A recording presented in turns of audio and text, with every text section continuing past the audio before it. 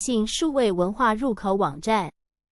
网站主要功能：素材检索，提供多元史料文物的搜寻和查找；故事创作，鼓励民众参与，分享与台湾文化相关的故事；主题展览，以不同主题呈现台湾的文化和历史；社群参与，建立社群空间，让使用者交流互动。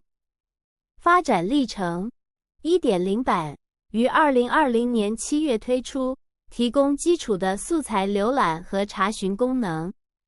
2.0 版于2022年11月正式上线，目标是打造更友善、主题化和国际化的平台。特色与愿景：多元文化，收录不同世代、族群的文化记忆，呈现台湾多元丰富的面貌。数位创新，利用数位科技活化文化资产，让历史融入生活。全民参与，鼓励民众共同参与，丰富国家文化记忆库的内容。